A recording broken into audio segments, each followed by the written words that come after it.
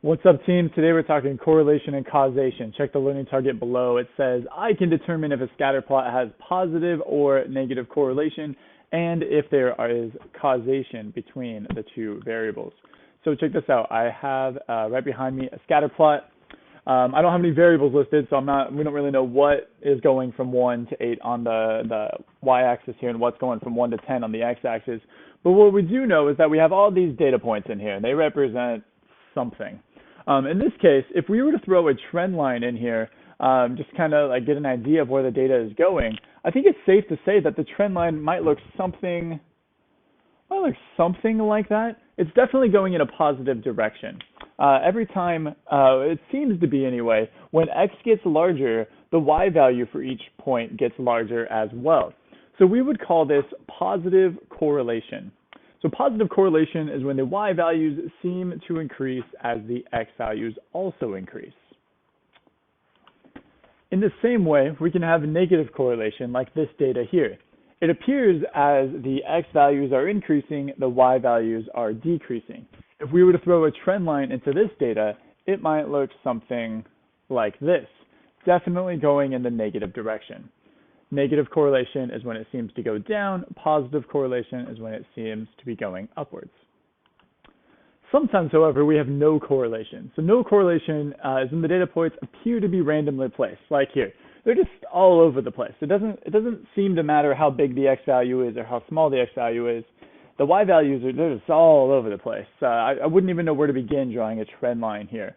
There's just not a trend going on. All of this data appears to be random. So there's no correlation here in this particular example. Okay, let's look at this next example. It looks like we have some positive correlation here. The data is going upwards. But this one's a little bit more specific. This one we actually have our variables labeled, so we know what's going on here. On the x-axis here, it says the number of miles run. So this is if somebody runs 1 mile, 2 miles, 3 miles, all the way up to 10 miles. Okay. And on the y-axis over here, we have a scale of 100. It goes from 100, 200, 300, up to 800. And the variable that's being measured over here is the number of calories that are burned. So what this scatter plot is showing us is if somebody runs, or this person ran about a mile and they burned about 100 calories. Let's pick another random one. This person ran about 5.5 miles and they burnt about 550 calories. This person ran around 10 miles and burnt, 900 calories thereabouts. So the data is definitely, it's going upwards. It's got a positive correlation. But the data in this particular example, we say has causation, because what's going on down here, running more miles is going to cause your body to burn more calories. So we would say that there is causation between two variables if one causes the other one to change. In this example, again, if you run more miles, you're going to burn more calories. That's just one causes the other. They're very related, and so if there's causation, there's going to be correlation, but correlation doesn't necessarily mean that there is causation as well. Let's look at a few more. Okay, whole new set of data here. It seems to have a positive correlation. It generally goes up. This piece of data, it does have an outlier, meaning that one is not like the rest of them. It's kind of out here by itself. But one's not enough to tell me that this is not a positive correlation. It appears to be going upwards. As the x values get bigger, the y values do as well. Now, let's examine the variables, and we'll put our thinking caps on here and determine, is there causation here? We know that there's positive correlation. There's no disputing that. But is there causation? Does the x variable, is it gonna impact the y variable? So in this case, the x variable is measuring the number of bowls of soup eaten this month. So each of these represents a different person.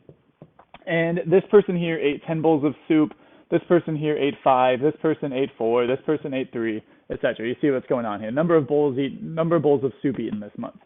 Well, the y variable here, this is measuring the number of Instagram followers that a person has.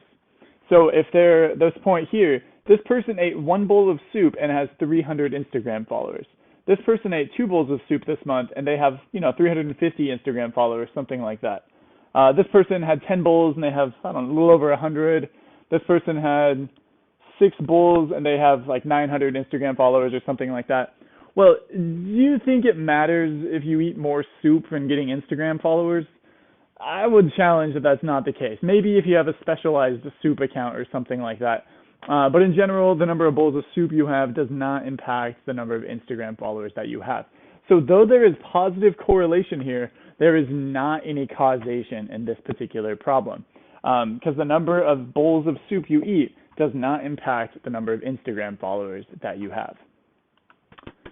A few other examples that we can discuss that do have causation. I'm not going to draw them on the board because I think you can see what I'm getting at here. We could say the number of times eaten at Chipotle in a given amount of time in a month will cause the numbers in my bank account to go down. So if I eat more Chipotle, I will have less money. Well, that seems like causation because I have to spend money on the Chipotle. Always a good purchase, but it does cost money. Another one, if you complete more assignments in school, this will cause your grade to go up. That seems to make sense as well. If you complete the assignment, the points get put in and your grade goes up rather than down. Okay, here's another example of not causation. This will be the last one we discussed for today. This one says, listening to more music does not cause the temperature to go down. So say that we graphed how much music somebody listened to, and then we also talked about what the temperature was throughout the day. So I guess we could say something along the lines of how many hours of music did you listen to in a particular during the day? It's like, well, at this point in time, I had listened to 3 hours, and the temperature was whatever. The temperature does not depend on the number of the amount of music that you listen to. So we can compare all sorts of weird, crazy variables and determine that there's no causation. We can also look at infinitely many that do have causation. So to determine if there's causation, you have to put your thinking caps on. Does the X value changing or the X variable changing, does that impact the Y variable? Is it like running and burning calories, or is it more like eating soup and gaining Instagram followers? There's a definite difference there. If one causes the other, then causation is present. If one does not cause the other, then there is no causation. Okay, let's bust out these practice problems. Let me know if you have any questions. You got this.